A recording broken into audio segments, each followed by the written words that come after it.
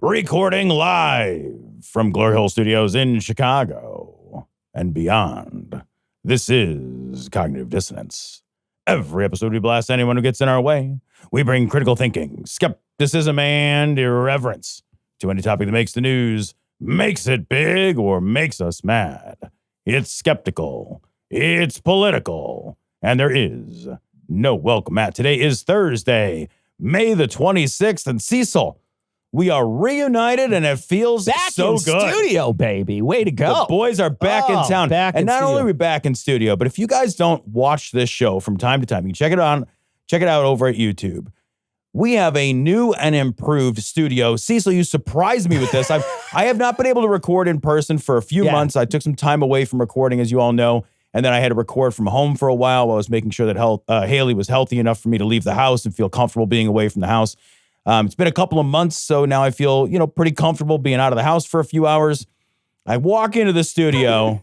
My whole life is turned upside down.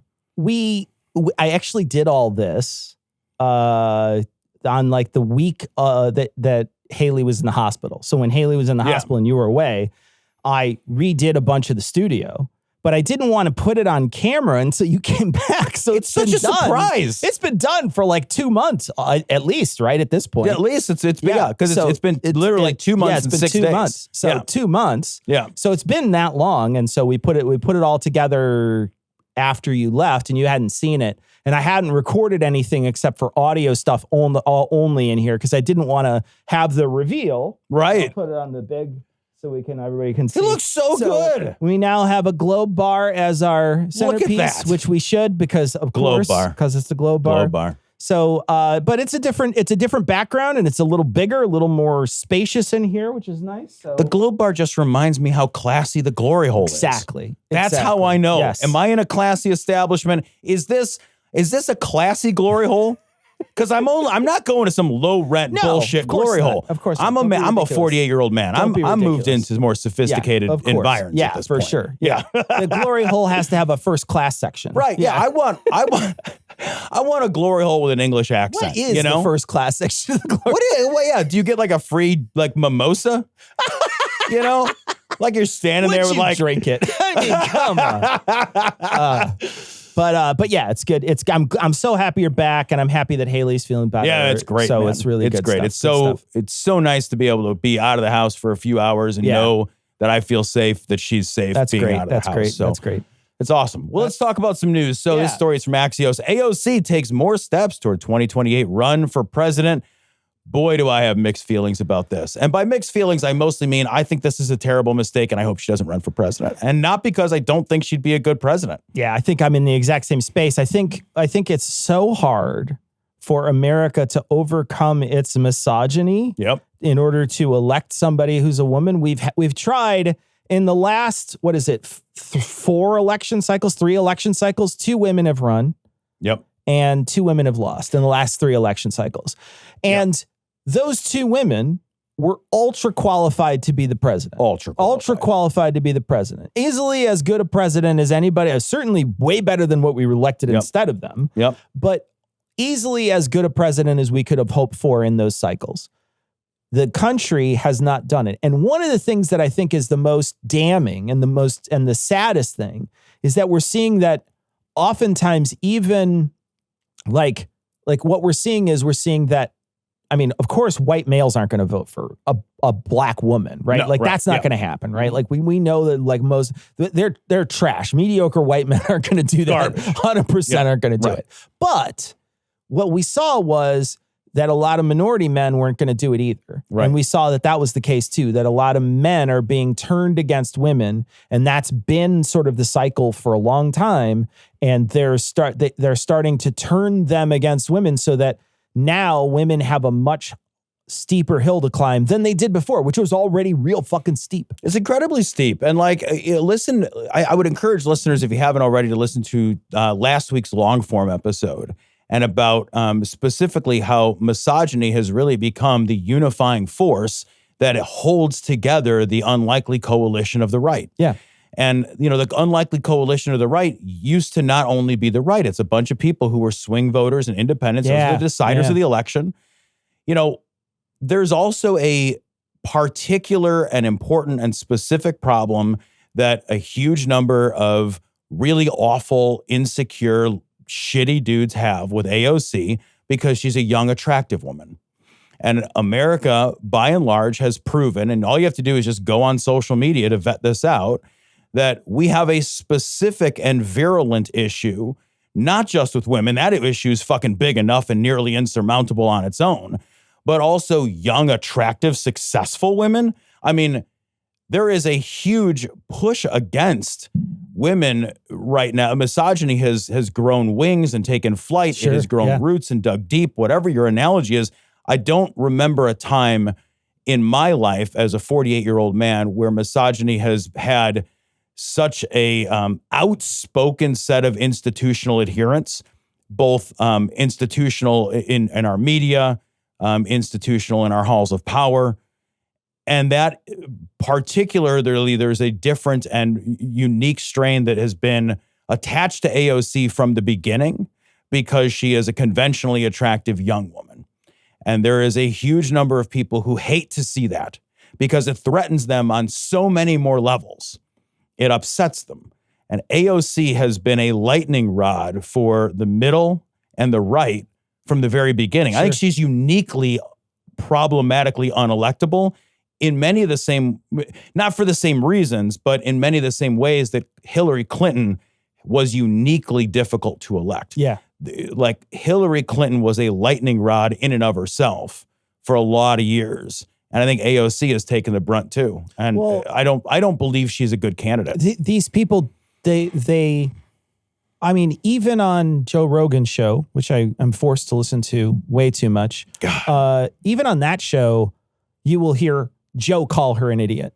Yeah. He will say she's a fucking idiot. She's 1,000 times smarter than Joe Rogan. 1,000 times smarter. Undeniable. Like if you could just take smarts power and make somebody pop, she could make him pop. She could just shoot him and make him explode. Yeah.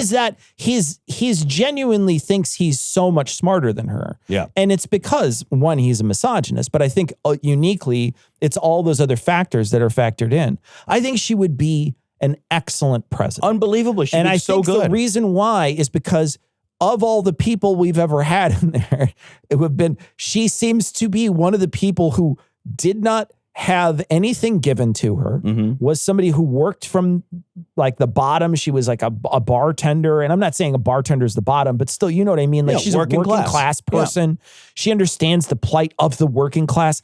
What an amazing thing to have in there. I think it's the stuff that she could, I think, champion and the things that she would focus on and the sort of, I think that the issues that she would make sure that Congress is paying the most attention to would be amazing for the average person. Yeah. I just think that our country is so shitty that that it is a bigger hill to climb. And at this point, we're just trying to stop the bleeding. I know. Right? So you're in an election cycle in 2028 that is stop the bleeding 2028. Whatever you could do to stop the bleeding, because we have rampant environmental concerns at this point, like all over our country. Yep. There are environmental concerns that need to be fixed. You have encroaching tech companies that are slowly taking over every facet of our government and our country. Yep. You have trade issues that are going to affect the United States for years, if not decades. You have a Supreme Court that has already changed things dramatically and will do so on a generational level that you need to fix. You have massive gerrymandering. I mean, Tom, I can keep going on, right? Yeah. You have massive corruption. You have people who you've laid off that you need to rehire. You have so much work to do if you decide to do the 2028 thing. Yeah, man. And all the idealistic things that you want to get done, and this is going to be the real problem, all the idealistic things that you want to get done might not get done. And if you just stop the bleeding, you might not get reelected. It's going to be a disaster in 2028. So bad. It's going to be so tough. And then you put this in. Then you say, here's one more hurdle. Here's one more hill you have to climb. Yep. That it's just, I want other things to be true. I know. What I thought of when I was reading this story was, I want to be very clear that I would not hold my nose and vote for AOC. Oh, God, no. But I would hold my breath. Yeah, that's a great way to put it. I would do the same. I would be delighted for her to be my president. Yeah. Delighted. I would be over the moon. I think she's become this nationally polarizing figure because the right used her pretty much immediately. And again, I think in large part because she was an educated, very smart, conventionally attractive young woman. They seized, and a person of color, they seized on that as a way to tap into the explicit misogyny of a hate-filled, resentful American male. And they've been doing this since she began in Congress. And everybody across the country has some kind of an opinion about AOC already formed. I worry so much about electability with her. I worry not at all about ability. No. It makes me crazy. Yeah. You know, it's not an ability. It's the electa part, not the ability. And I'm right there with you. Like, we have to have an election of pragmatism coming up. We have got to, we have to throw a fucking tourniquet on this thing. You know, I also believe, and I hope that we survive to 2028 before it happens. I don't know that we will. I think there's a massive ticking time bomb in the private credit market right now. Oh, God, yeah. That, could combine with a wild overvaluation in crypto that is a giant Ponzi scheme. It's worth trillions of dollars, combined again with inflationary concerns, combined again with bond yield problems. I think we are on the cusp potentially of another great recession and potentially depression. Well, and you got to have the right leadership, man. Well, and that's the problem is those things don't get turned around quickly. So you get somebody in there who can stem the bleeding, but not spin everything around to happy days times. Yeah. You're going to have a bunch of people who are like, well, we got to flip the switch again. And they're going to flip the switch to somebody else. Maybe somebody worse than Trump. Yeah. Maybe Trump's third term. Who knows? Is a man not entitled to the sweat of his brow? I think I heard that in a video game once. And I did earn this fair and square. I mean, I'm advocating for an important cause, doing important things, and that makes me an important person. And important people need important resources so they can continue doing important things and advocating for important causes. What do you want? That I should starve? You want me to starve, don't you? This story comes from CNBC. Mamdani fires back at Bezos over Queen's teacher tax remark. This is an interesting tactic that I think Bezos is taking. So Bezos is basically like, look, hey, don't tax me. Let's instead not tax the bottom half of all American taxpayers, right? They only contribute about 3% to the total revenue. So I thought this was very clever when he did this, because at first that sounds very much like, hey, it's not a me problem. I actually want to help you. Let's take half of Americans and not tax them. What's buried in there is how many of that half are already not paying a substantial amount of taxes. Why are they only contributing 3%, even though they're 50% of the population? Well, in large part because many of them are at a poverty level that they're already not contributing, or they're getting all the money back after they've put it in. So it's some smoke and mirrors bullshit, right? And not taxing people who don't make much money in the first place, many of whom are already not paying taxes and many of whom are paying a lower marginal tax rate to start with, accomplishes nothing on the revenue side. It doesn't really help people out too much because many folks in that area, as far as tax bracket are concerned, are already paying a low or or negligible tax rate. And he's doing all that to try to look magnanimous while shifting the focus away from don't tax me. Yeah, don't tax me. Don't tax me, but also, we should help other people, but don't tax me. And also, very specifically, he's saying my money that I have isn't going to go to somebody in Queens. And you're like, that's probably true if you don't live in Queens, because property tax pays teachers' salaries. While that may be true, your tax dollars could help fund lots of educational efforts in this country. Yeah. They don't have to necessarily pay for a salary in Queens in order for them to do that. Right. So again, you're saying true things, but you're saying them duplicitously so that you can slither out of this. These people, look at Amazon, in fact, look at Sam Walton. I think that's a better one, right? Look at the Walton family and look at how they underpay their workers so much that many of their workers have to rely on food stamps and SNAP and kitchens and things like that, like the food banks, etc. They very specifically pay them too little to live on and make billions and billions and billions of dollars every single year. They make money and they're billionaires, mega billionaires, right? Their entire family line will never have to worry about money for the rest of time. They're just taken care of. And we have a system that allows people to underpay a whole swath of people, and then they rely on government assistance. All that government assistance comes out of your and my pocket, right? Exactly. And it comes out of our pockets, and it comes out of that 4% that all those people have to pay extra back into the government. This is genuinely a problem that is so easily fixable, so simple to fix. Change the loopholes on how they get their money, change the loopholes on how because they basically just borrow until they die. And then somebody sells off some of the stock and pays it off, and they don't have to pay any taxes on that sale of stock because they got it through estate taxes, or there's no estate taxes, or there's little estate taxes in comparison to actual money that you have. Just fucking change some of the tax laws, man. Yeah, just change it so they have to pay some money. There's 989 billionaires in the United States. That's it. That's a lot of people, but it's nothing. There's 340, give or take, 340 million people here. There are less than 1,000 billionaires. Being weirdly protectionist about the ultra wealth of a tiny fraction of the people in this country, when their significant additional contributions could raise the ship in so many ways of 340 million people. Like, if it made we could sacrifice their fucking lives as far as I'm concerned.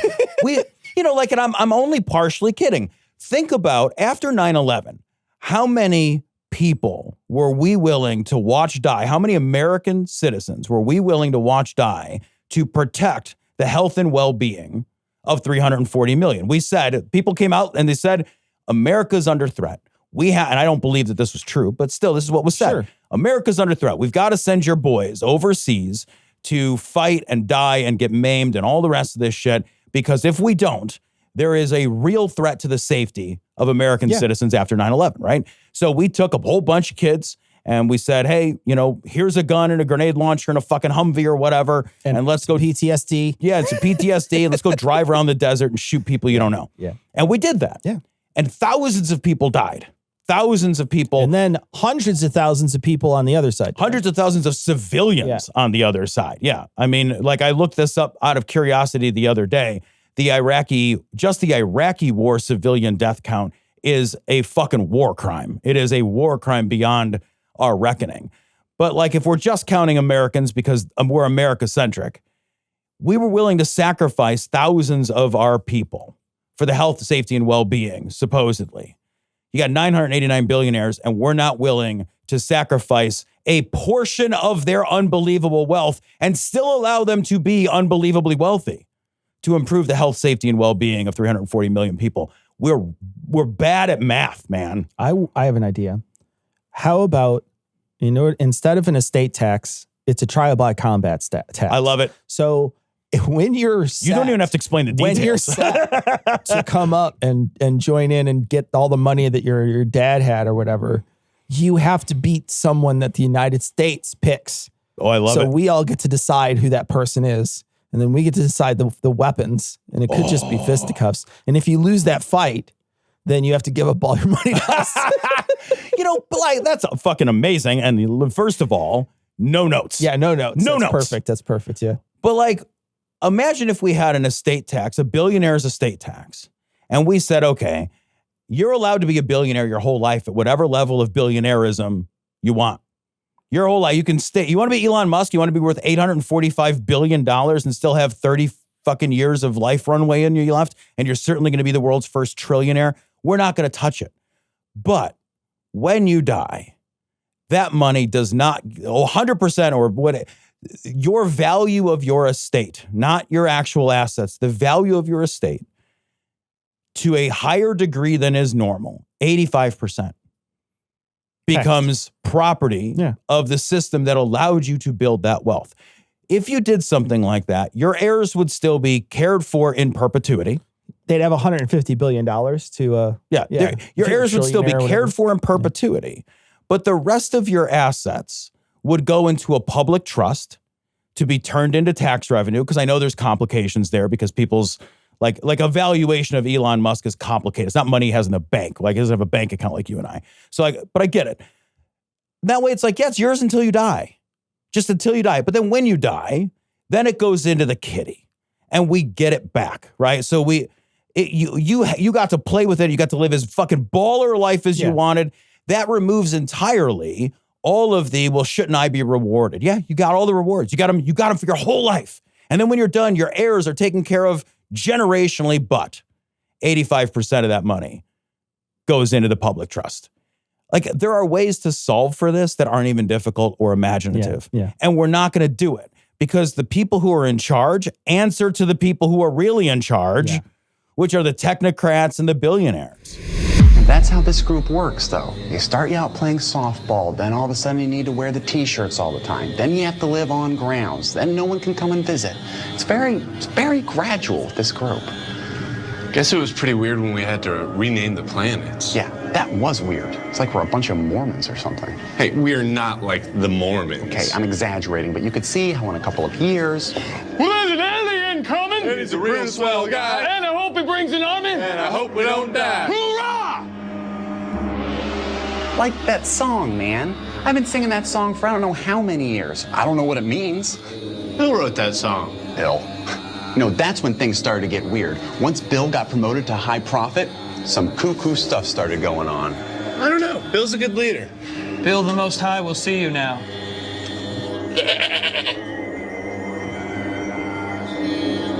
It's just weird, man. Man, when Reason Magazine turns on you and you're on the right, I know you did, bro. Because I literally laughed out loud. Like the article entitled from Reason Magazine is "The Republican Party is nothing more than the cult of Trump." Now, here's the thing. I don't think Reason has been, for a long time, super Trump supporters. No, I don't think they have. I think they've been pushing it, against Trump for a while. Yeah. That being said, I do think that Trump is he's like uniquely one of these people who has so many sycophants around him, and he captures such a big, wide swath of the right.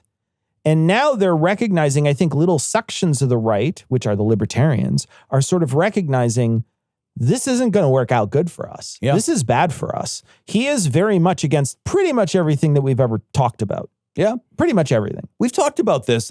MAGA's got a real identity crisis. It's going to have a fucking weird, I would say midlife crisis, but it hasn't been around long enough. It's going to have a weird identity crisis coming up very shortly. And it's tweens. Right? It's going to go through some fucking puberty, adolescent rage thing. It's going to fuck shit up at Woodstock 99. And then somebody's going to marry it off to a Republican and it's tweens. But like, MAGA is this massive force that still has a lot of power, a lot of control. I think we saw that we'll talk about it. We saw that with some primaries that recently happened. But it's built around this fucking one old fucker. It's built around one old man. That is not tenable. That's not a vision. That's not a set of ideals. That's nothing that can be, taught or expanded. How do you scale after one specific person when like a huge amount of like what draws people into this coalition is this cult of personality? When the personality fades away or dies or becomes an obscurity, there's a timeline on this. This is so stupid and dangerous and short-sighted. This is like living on your fucking credit cards right now. Yeah, for sure. And I think that it's my hope that a lot of these Republican people are going to wake up, and hopefully some of the people who were just swing voters wake up and see that they made a huge mistake. Yeah. There are always people you can look to online and in comment sections, et cetera, that look like they're this. Who knows if they're bots? Who knows if they're trolls? Who knows what they are? You can't know somebody's background just from a comment. But I am starting to see more and more of these things pop up. You know, there's like a Leaving MAGA Reddit now. Oh, really? Where, you know, like, again, how do I know? Right. I don't know.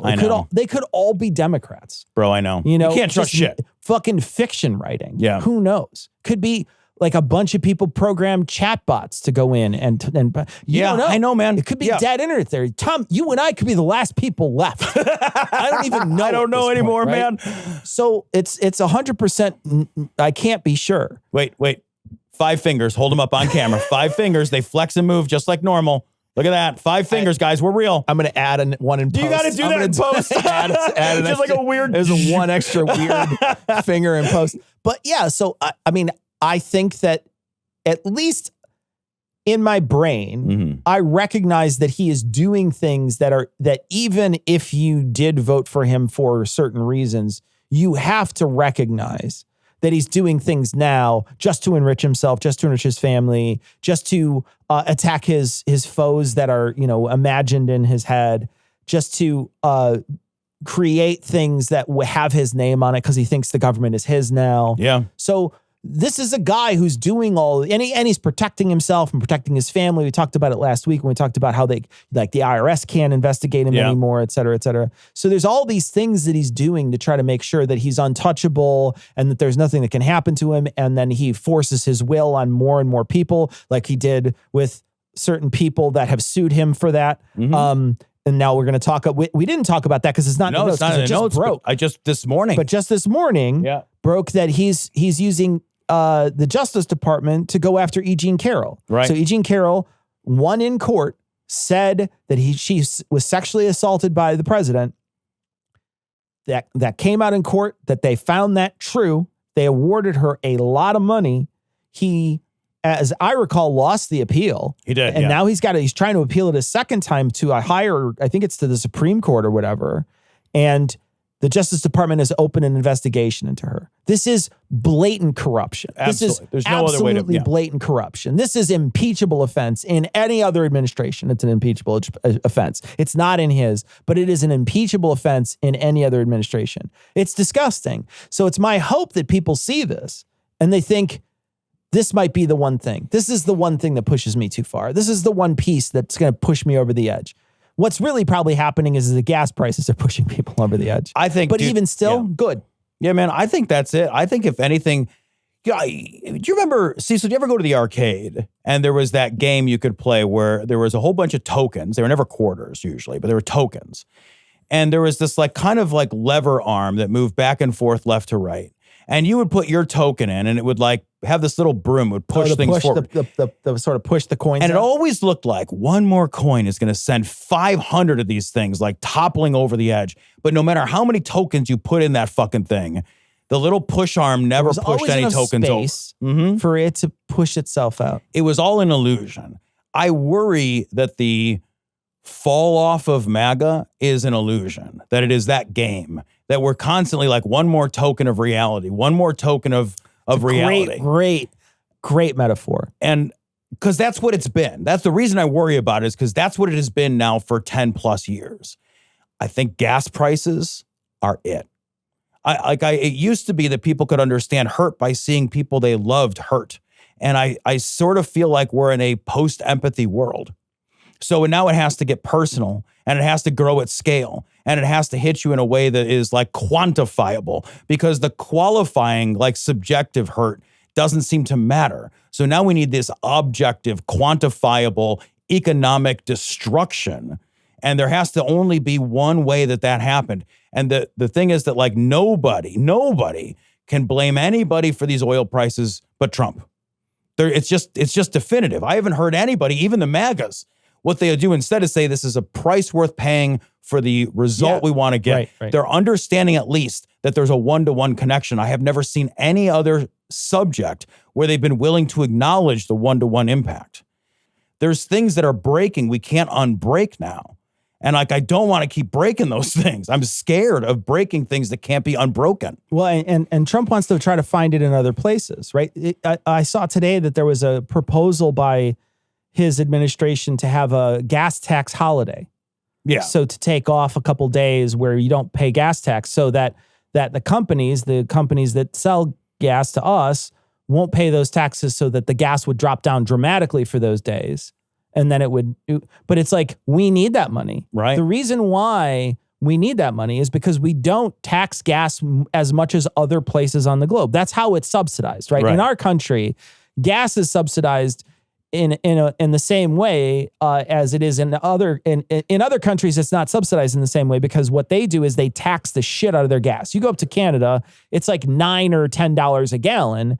They pay for it by the liter, so it looks smaller. But they're paying $9 or $10 a gallon, and they're paying that kind of money because all that money then goes to pay for infrastructure. Right. We don't do that. What we do is we lower those taxes, and we have bridges in our country, bridges near us that are rated at like out of 100%, they're rated at a 6 or a 7.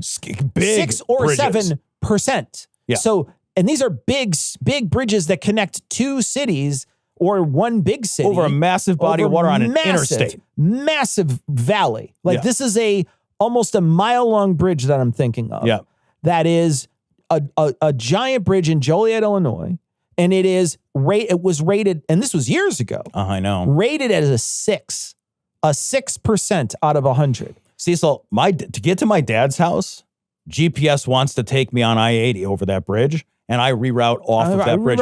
There's no world I would take myself or my family on that bridge because one day that bridge goes. That bridge is if you don't do anything to stop it, that bridge will collapse. Yep. Now, from what I heard, they were doing some work on it to like repair it. So I don't know where it's at now. Maybe it's at a 20. Yeah, right. I don't know. 20 still sounds really bad. Sounds bad because there's 80 to go. Still sounds bad. Yeah. And that's the thing is we don't pay those types of things. So it's a real loss if we take the day off of paying those taxes because we already don't pay a lot to fix those roads. It's a disaster, and it's a disaster of Trump's making. And it's my hope that people start to talk about it as if that's the case. You're seeing right-wing publications like Reason talk about it. Maybe they've been talking about it for a long time. I don't read Reason all the time. I only catch it once in a while. But hopefully the National Review they're going to push on this. Hopefully all these sort of conservative places are going to start to push on, hey, this is a bad thing. This guy has done a really stupid thing because attacking Iran was genuinely the stupidest thing he's ever done. And this is a long list of dumb things.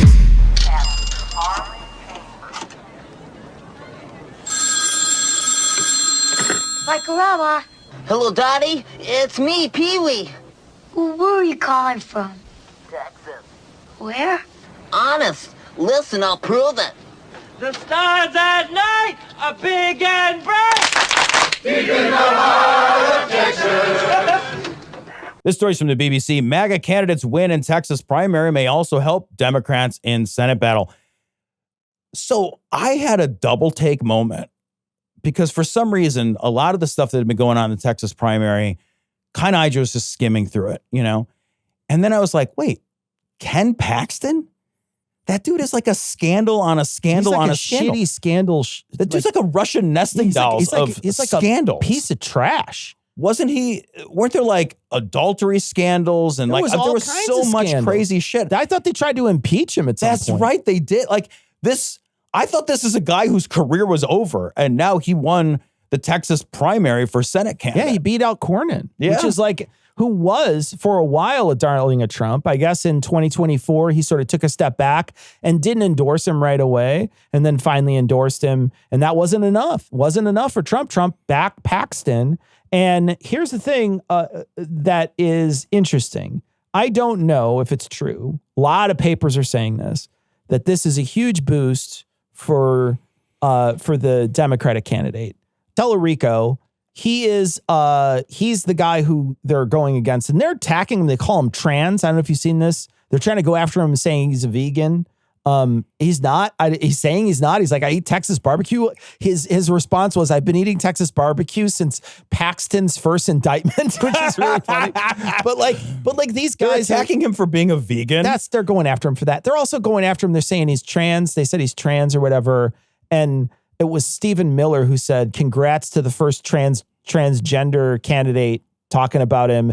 And the Democrat, the official Democrat, Twitter, I think, just replied with, shut up, you ugly fuck, which I thought was... Are you kidding me? I was like, yeah, cool. Are you serious? Well, Stephen Miller deserves no, I know. I just love that. Like, I'd be fine if like somebody just checked him into the void and like not into the boards, into the void. So like God, they check him so good. and he disappears into a black hole. That would be amazing. That would be awesome. the best thing for humanity, actually. Yeah. If there is proof that there are evil alien races that are trying to take over the United States and the world, he is proof. It's Stephen Miller. It is Stephen Miller. It is proof of that. But here's the thing. They're going after this guy.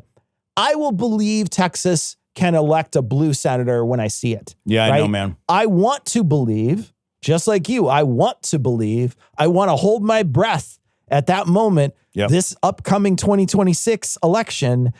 And I want to be like, oh man, this could be the moment, because it would be a huge boost if Texas went blue for a senator, if they started to go blue for more of these Democrats that wind up having to run against these people where they split up Republican districts trying to get them all red. Yeah. It would be awesome if some of those turned blue, because they basically turned the whole state off. The whole state is like now essentially fucking red. They did as best. I think they got 8 seats or something crazy like that when they did the redistricting. 5? 5, because California, I think, like evened it out. Yeah, it evened like out, but still, like you're looking at no Democratic representation across the state if that's the case. It's fucking very disgusting. little, right? Very like couple places in the city they had to combine all the city votes, but it's genuinely could be an amazing thing.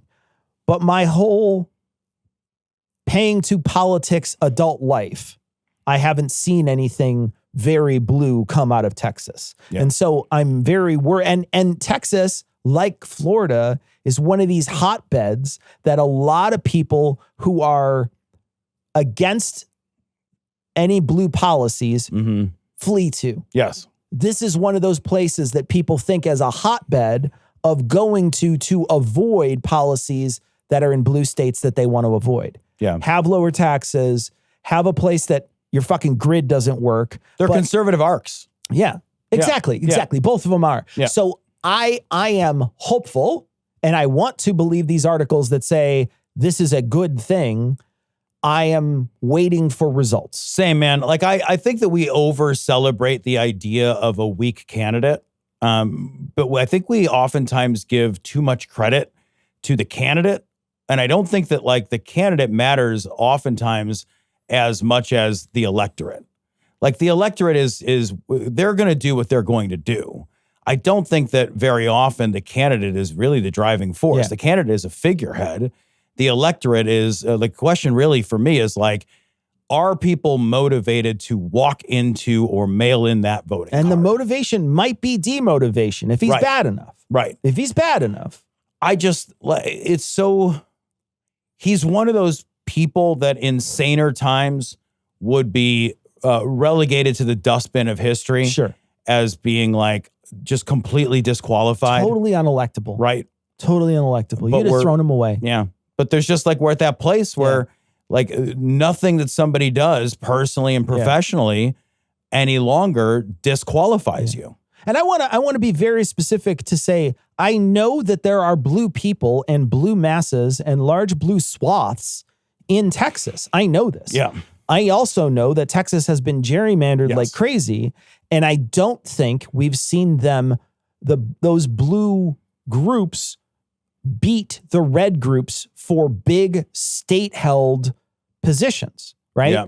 Senate and governor in a long time, at least as far as I can remember. Can I ask you a question? Like, I mean, this is just a hypothetical question. It doesn't actually mean anything because it's unactionable, but it just makes me curious what you think.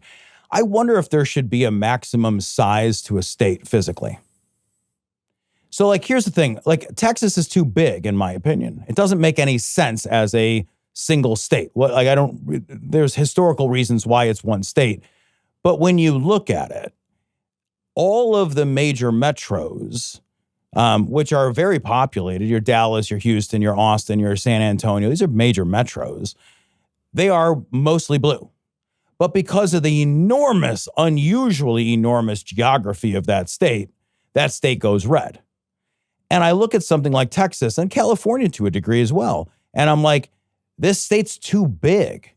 It kind of doesn't make sense as its own thing. You know what I mean? Sure. Maybe there should be Texas South and Texas North, or Texas East and Texas West.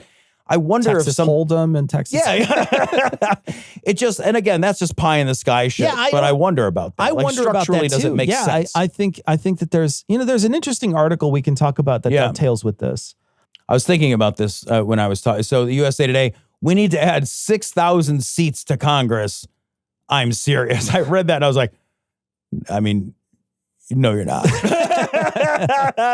Yeah, but I think it's actually a really interesting idea. It is. I don't know how many seats you want to add. Right. But I think you want to get rid of the law that says, hey, man, this is the cap. We can't go over this cap. You want to get rid of that law, which is just a law. It's not an amendment. Right. The Constitution doesn't have a number of limits. So you can get rid of that law. You can overturn that law. You can turn it into something else. Turns out you can overturn a lot of laws. Turns out you can just, I mean, shit, we might even be able to do it with executive order. Who even knows at this point? Yeah. There's so much unitary theory I think you can call it not it. You could probably just have the president just say it's a thing and then it just becomes a thing.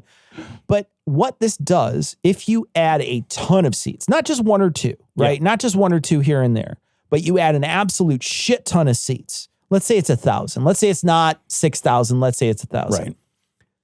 They're saying 6,000, so it goes back to sort of 1800s level representative ratio to representees, right? So the people, the citizens would be about 50,000 people per representative. Mm-hmm. And that would hyper localize your representative. So it would mean that my city probably, and maybe the next city, would have its own representative in Congress. And then 2 cities away, they would have their own representative. Right. And then Naperville might have 3 representatives. Right. And Joliet might have 2 representatives. I'm naming big cities near us, but like Peoria might have 2. Chicago might have 25. Right. You know? And then what that would do is it would make it so that it's more equal. Where the population is where those numbers would go. The ratio of votes per state would stay very similar. It would be a bigger number, but the ratio would be similar to what it is now. And then you could take a lot of money out of politics because there still would be important seats that you would want to try to use. But if I'm a billionaire and there's 10,000 races I have to pay attention to, the numbers even if it's 1,000 races, 1,000 races is a huge deal in comparison to what we're paying attention to now. And it begs the question, how do you rank the races? Well, if you ask, wait, that's a different question. If you ask some of these billionaires, they will tell you. They will tell you right off. Yeah, they'll be very comfortable with that question. Some of these might have a list tattooed on their arm somewhere. Christ. But in any case, this would be a really interesting way to make it so that it's harder to gerrymander because it's a smaller group. You can't gerrymander like you used to.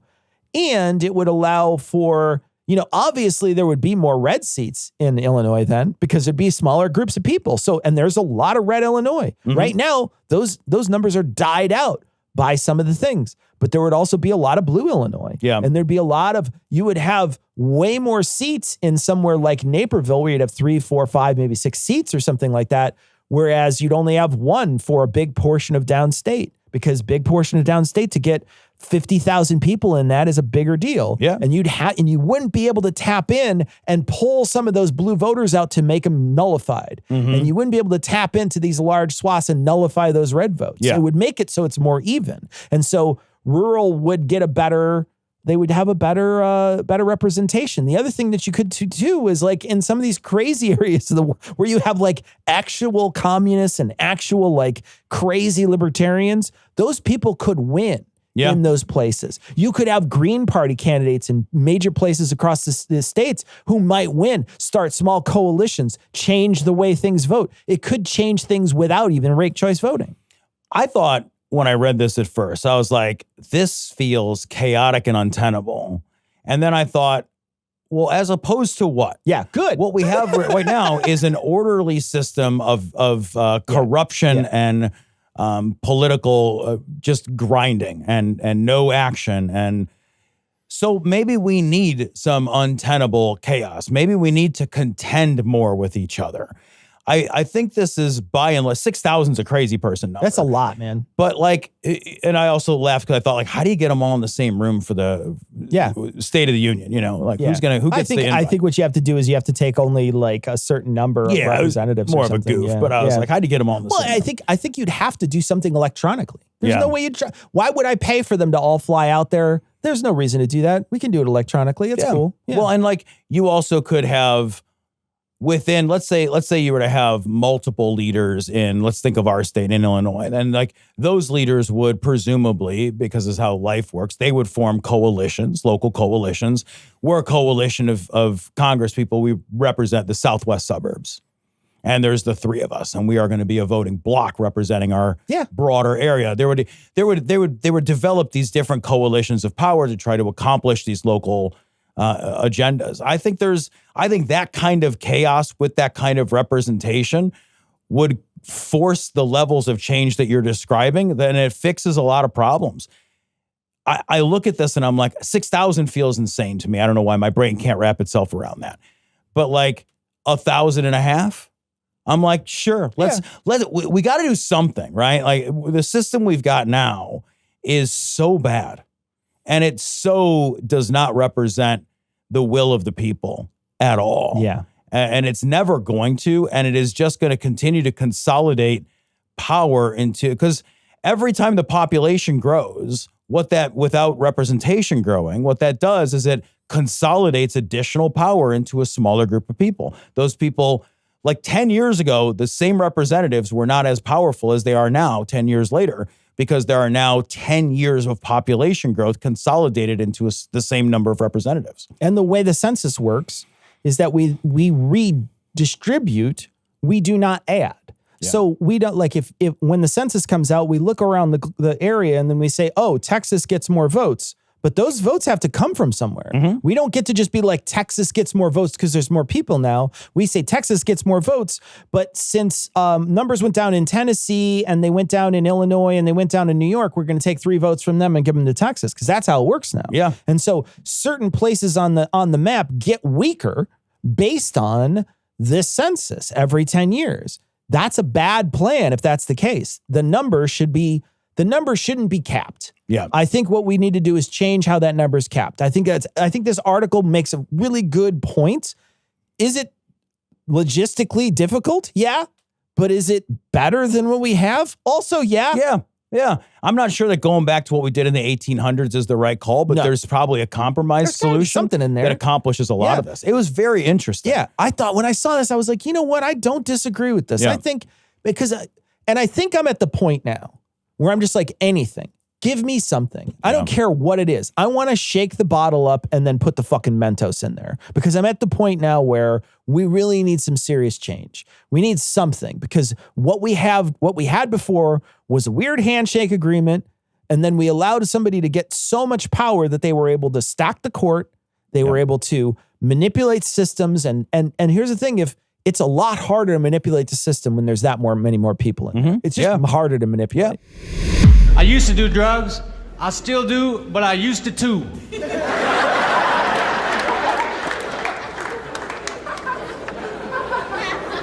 Okay, I do want to talk about this story because it's in our notes and it's important. Huffington Post, Trump's joke about dead soldiers taints Memorial Day speech at Arlington.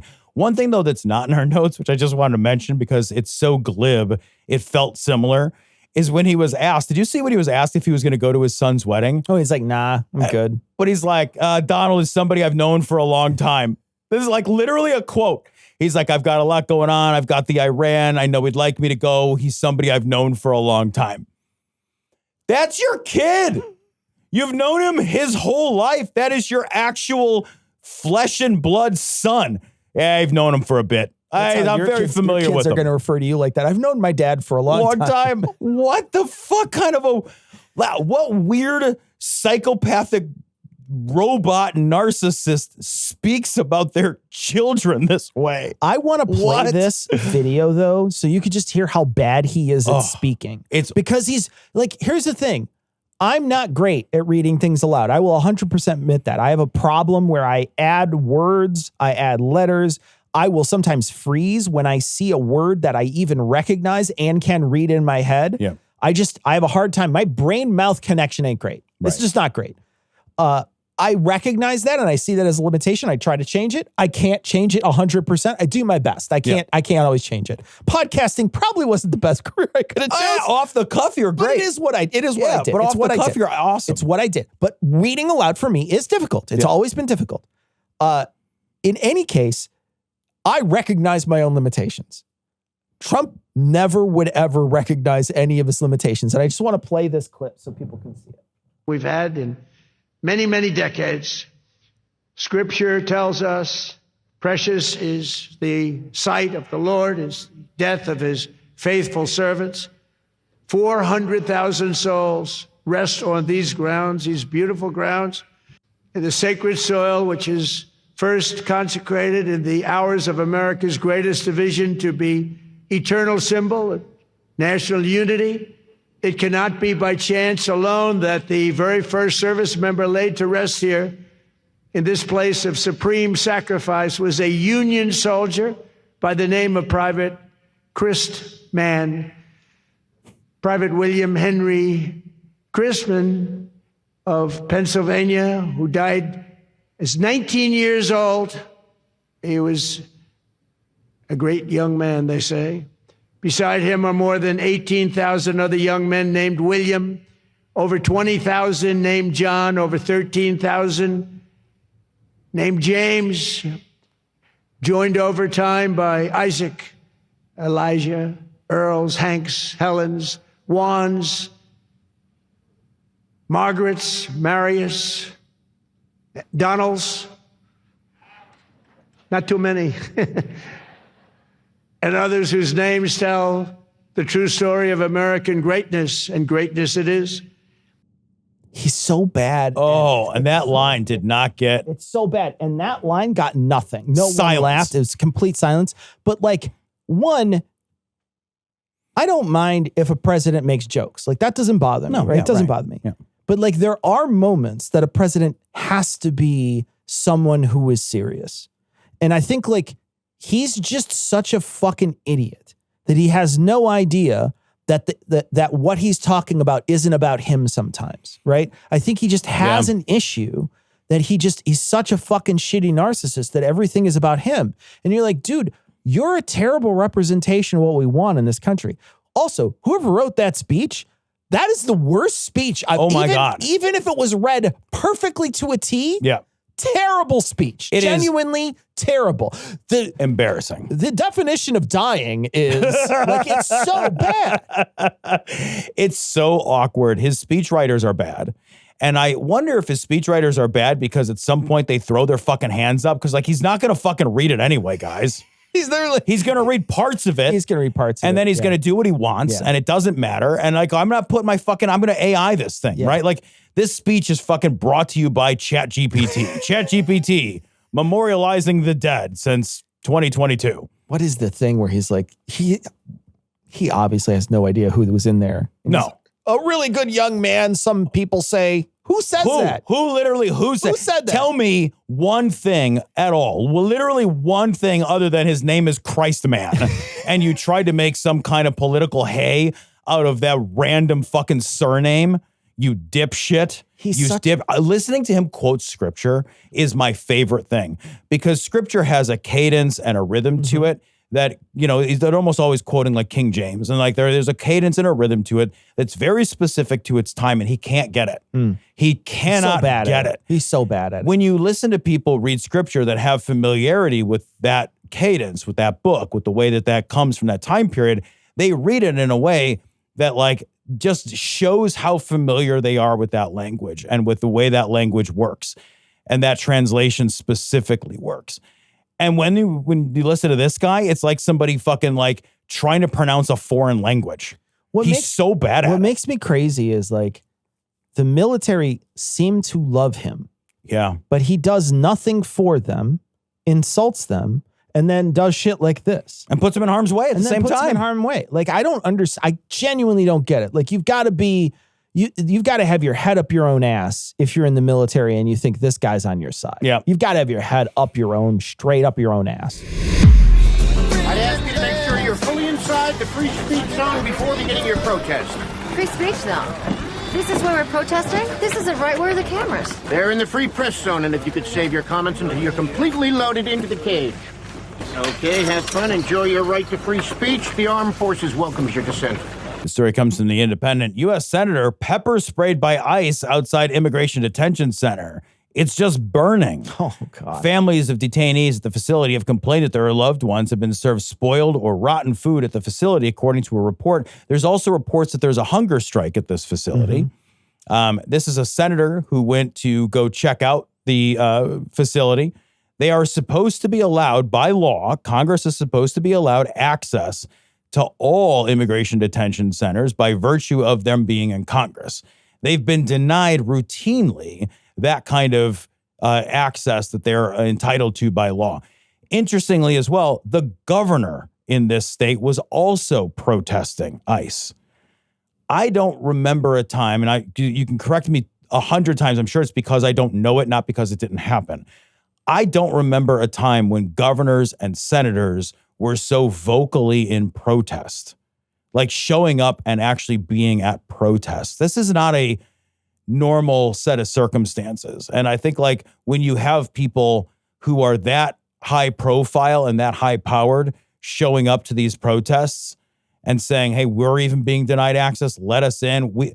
If your governor and your senator don't have visibility and transparency and accountability access to everything, what a fucking problem that is when they're as helpless as you are. Yeah, it's what I think is important to remember is that this stuff is still happening. Yep. Right? There's this whole idea that America has moved on from this. America hasn't moved on from this. No. This is still a major problem with this administration. They found Billy Bob Thornton or whatever the fucking guy's name is, Mark Wayne Mullins or whatever, is like fucking got 6 different names. That guy who's now the leader of DHS. He's not DHS. He's the leader of the ICE. We still have Holman, I think, is the leader of that's right. Homeland Security. Tom Holman, yeah. But I think this guy is sort of his underboss, and he's taken over Noam's job. He's doing just as bad a job as she is. He's terrible at his job. In this, he basically says that's a lie. He's like saying these people are lying, even though you could see that this guy's been clearly sprayed by ICE. Yep. He was literally just trying to make sure he was in between people, actually trying to diffuse the situation, and got sprayed by ICE. ICE is on the rampage no matter where they are. I've seen multiple posts from different places where they still are traveling through neighborhoods, still doing all the same stuff, still being pursued by people, still being protested every day. So this is still an ongoing thing. The conditions in these places are abysmal. They're putting way too many people in cells that should only be for like 1 or 2 people. They're putting in dozens of people in these places. Horrific. They're feeding them awful food that shouldn't be fed to these. These are people, like, even if you are one of these fucking crazy white supremacist assholes who think that America, doesn't want any immigrants and you want to ship every single immigrant out, don't you at least want to like do it in a way that's humane? Like, what the fuck is wrong with all these people? Like, and the answer is they're white supremacists, right? They don't care. The answer is, of course, they're white supremacists. You can't look at this in any other way anymore, right? There's no hiding behind these. There's nothing to hide behind anymore. It's all in the open. We can all tell. This is all white supremacy. This is you trying to hurt brown people to make your constituents feel better. That's all you're doing. So this is still going on every single day. And I think it's great that there are still people out there that are protesting. I don't know if you saw, but the lady from Chicago, I cannot pronounce her last name. It starts with an A, I think. Her first name is Kat. She ran against Bliss for the seat that was open. There was an open seat for Congress. She lost. But while she was running, she wound up getting arrested outside of the facility at Broadview. So she was down there protesting people. She got arrested with a group of people, and they charged her with a felony. They wound up charging her with a felony. She went to court with a lawyer. The judge dismissed her case in like 5 minutes. Good. Immediately dismissed her case. Genuinely, these people don't have a leg to stand on. They're doing illegal things. They're doing things that they shouldn't be doing. They're arresting people they shouldn't be arresting. And if they're arresting her for things, what are they doing? What else are they doing that's wrong? What else are you doing that's wrong? Because we know that you're not good at your job. Yep. So if you're not good at your job here, what else are you doing that's wrong? The moment I take office, here's Cecil as president. You ready? I love it. Here we go.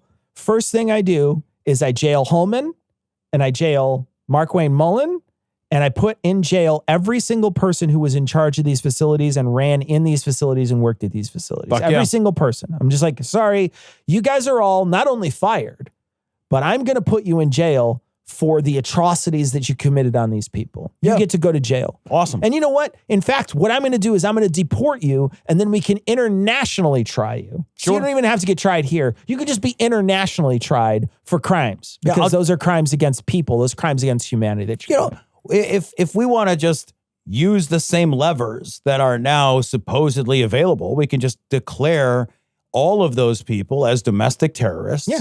Now we don't have to do any kind of trial. Now, because that's a weird, non-legal, fucking made-up designation, you can fucking do whatever you want to those people. You could send them to a prison camp in a country they never lived in, and you never even have to contend with them legally again, easily right? Send all those people to El Salvador. I know. Right? We already have that deal in place. There's been people being sent into regions of Africa where they're building prison camps. You know, these are concentration camps. If this is what you want to do, you know what I mean? I do, man. Here's the thing. I don't want this. The pendulum's going to swing. Yeah. Is this what you want? Yeah. Ask yourself these questions. The thing is, for the longest time, everybody agreed on some central principles that made America great. And one of those things was the idea of the government being transparent and accountable to the people. If we lose transparency and accountability as the fundamental tenets that we all agree our government should operate based on, and we say, no, there are some things that the government is not accountable to us on, and there are some things where transparency around governmental actions is not necessary, not preferred, and not available to us, then we have lost it. We have let slip from our grasp one of the fundamental tenets that we did all culturally agree on as being uniquely and proudly American for 250 fucking years. That was I remember, again, I go back to my fucking civics classes when I was just a fucking wee lad. And I thought, I didn't even understand that not every country allowed its citizens, and how rare it was and how unique it was and how groundbreaking of an idea it was that a citizen of its country could petition for redress, that a citizen as a right, that a citizen of a country could speak their mind, that a citizen of a country could engage in free press action without interference, that a citizen of the country would have a transparent government built to serve the people rather than the other way around. These were literally revolutionary concepts that changed in many ways the world and how we think about structuring our world, and we're walking away from it. If our people who are in the highest positions of power and authority cannot gain access to a fucking federal detention center, then how do we have transparency? How do we have accountability? We don't know what's going on. We have shadow government shit. We have banana republic shit. We have secret prisons and gulags and concentration camps.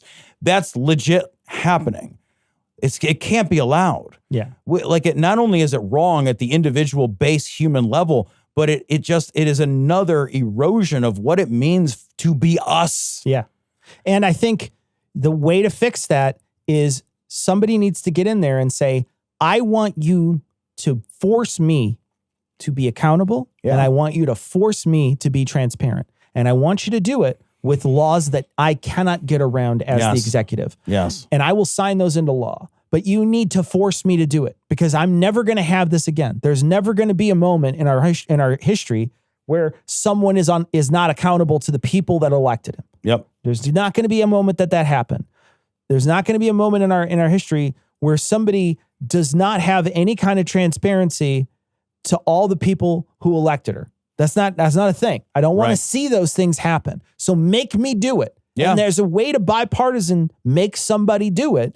What we have now is going to be a seesaw. And what you got to do is just knock that fucker off the playground. Just break it. Yeah. Break it with an axe. Destroy that fucker, because we can't see the back and forth and back and forth and back and forth, because it's not going to be good when we're in power. No. If like you eventually wrest power from them, you still got to fix all the stuff that they've thrown around.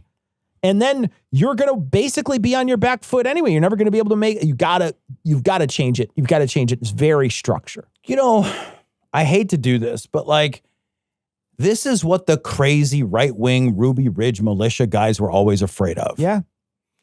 And like, they were always kind of right. They were just wrong about how they were right. Sure. You know? Yeah.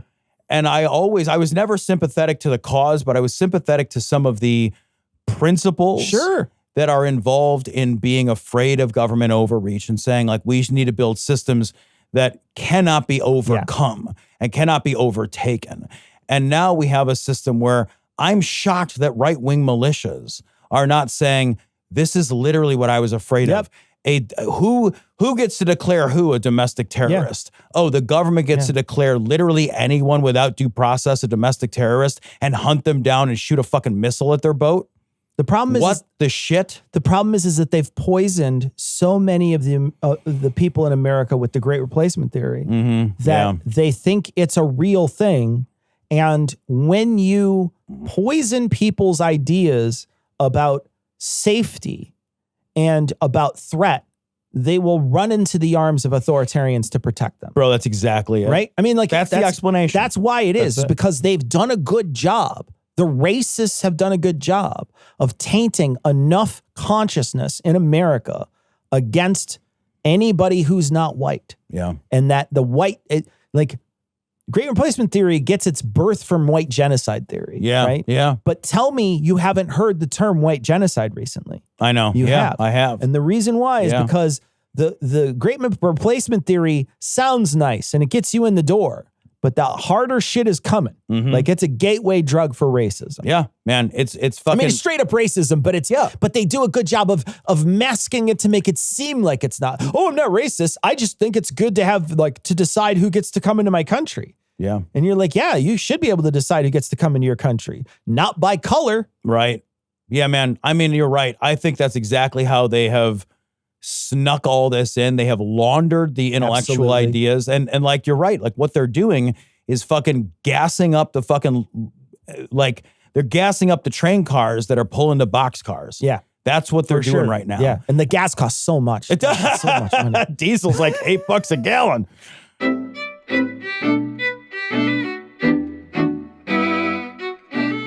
All right. That's going to wrap it up for this week. We'll have a funny show on Thursday. But we are going to leave you, like we always do, with the Skeptic's Creed. Credulity is not a virtue. It's fortune cookie cutter.